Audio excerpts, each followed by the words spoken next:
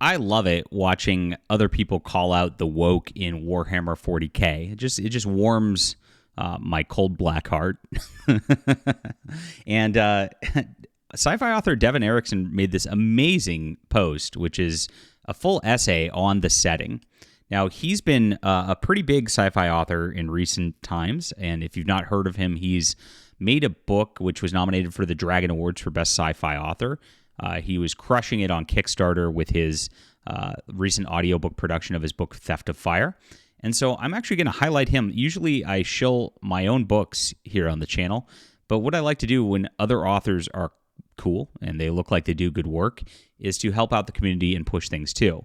I think it's very important to make sure we build up a lot of alternatives to the mainstream. And people like Devin Erickson are worthy of support as well, especially when he does good work like this. So let's highlight his book instead of mine. Look at this. So this is Theft of Fire, Orbital Space #1.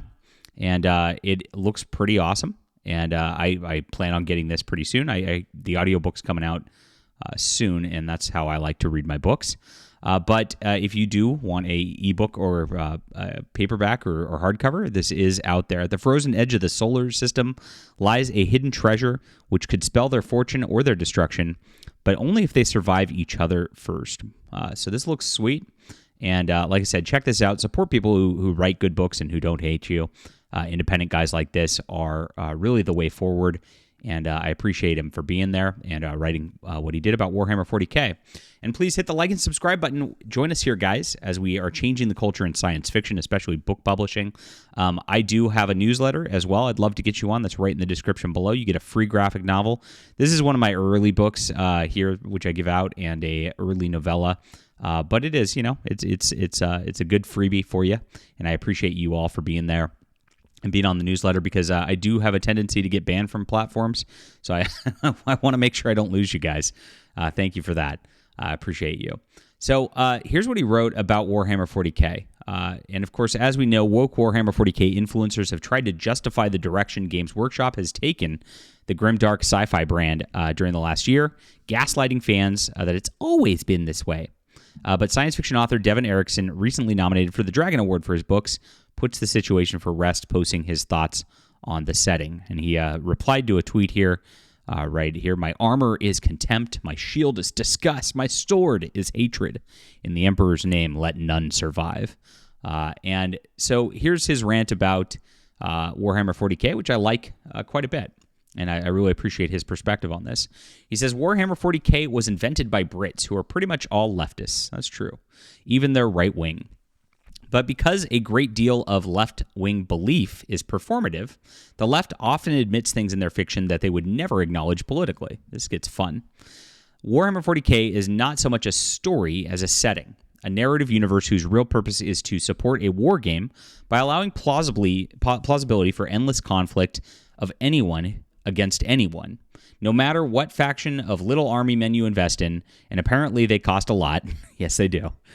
There's always an excuse for them to fight whatever faction of little army man somebody else has. To set up these particular story circumstances, the lore must be arranged in a certain way and unnoticed and almost unnoticed by the authors. This is a crucial admission of what was necessary for this. Tolerance is a luxury. Warhammer 40K shows humanity, which under threat of annihilation has dispensed with this luxury, and in doing what it must, taking care of their own.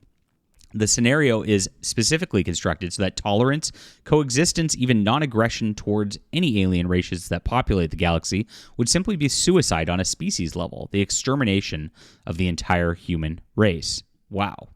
That's very true.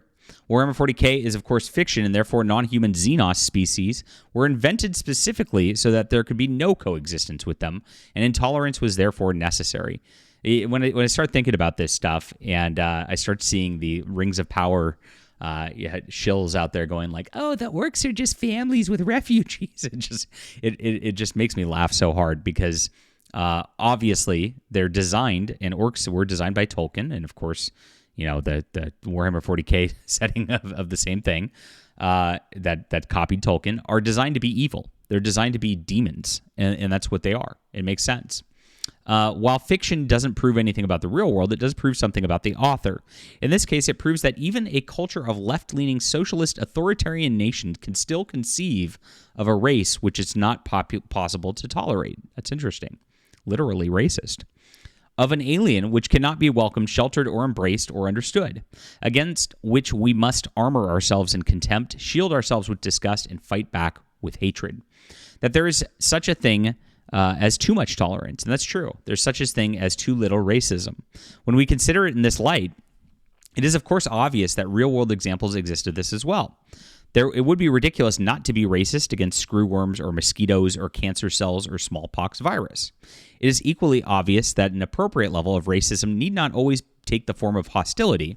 I am very fond of my cat, and I am unshakable opinion that his intelligence is far beyond superior for a cat. I do not, therefore, allow him to participate in household budgetary decisions, nor would I be in favor of allowing him to vote in federal elections. There's a point that it is complete nonsense, and it always has been complete nonsense, to attempt to refute any statement by characterizing it as racist. In order to refute a racist statement, it is therefore necessary to show the level of racism is inappropriate to the race and the situation is applied to. The left has already admitted this by their actions. Do not forget this, and do not allow them to forget it either. I've seen this many times as well, like Will Wheaton, the guy from Star Trek, I know you probably wanted to forget him, if you haven't already, was posting the other day about Zachary Levi, the star of Shazam, and just saying that, like, to be tolerant, to be inclusive, you have to exclude people. As much as they go off on this type of stuff, as much as they talk about inclusivity and all that, it's always a lie. They just mean anybody who thinks and looks and acts like them, as much as any other tribe does. That is what tribalism is. They just use the words as weapons. They don't actually mean it. Leftism is all performative. It's all fake. It doesn't actually have any kind of values whatsoever. And that's why it falls apart whenever it actually gains real power, because there's nothing to it. It's just something, an ideology driven by hate, for real. If you would roast and eat a chicken, not your brother, you are a racist. If you would kill a pit bull to save a human child, but not a human to save a chicken, you are a racist. If you would vaccinate humans against a contagious disease, you are a racist. So everyone is racist, and the only legitimate answer to accusations of racism is, yeah, so. The only valid question here is, how racist should we be, and towards whom? Well, geez, he sounds like a heretic. Is what I say. But this is a great point about the Warhammer 40K setting, and it just blows out any sort of idea that the Warhammer 40K setting should have some sort of like inclusivity or wokeness, or that people would be sitting around there mucking with genders and things like that and worrying about pronouns. That just couldn't exist, because this is a setting where it's tough. And the only time you would ever have a situation where you could where that could be your worst problem, and you're so worried about those bigots online, is if you're so rich and you're so fat and you're so well fed and you've got no actual battles to fight, that we lead to this empire in decline situation that is modern day America. I love this rant here. This is why I'm highlighting it today. I think it's fantastic. And it leads me to believe that, I've not read him yet, but that Devin Erickson probably writes really good science fiction if he has this good of deep thoughts on different settings. So I'm going to put this in the description below. I hope you'll check it out. And if you've read him, leave a comment. Let me know if it's good, because I do plan on checking this out once the audiobook is released. Seems like pretty neat stuff right here. And I don't know Devin personally or anything like that. I literally just saw this deal, and I want to support some independent people out there and use this platform right here to support good people who are doing good work. And yes, Devin Erickson seems like one of those guys. Leave a comment down below with what you think about this. Hit the like and subscribe button, my friends. I appreciate you for being there. And do sign up for my newsletter in the description below. Get some free books by me. Enjoy your day and enjoy your weekend, my friends. And of course, purge the Xenos.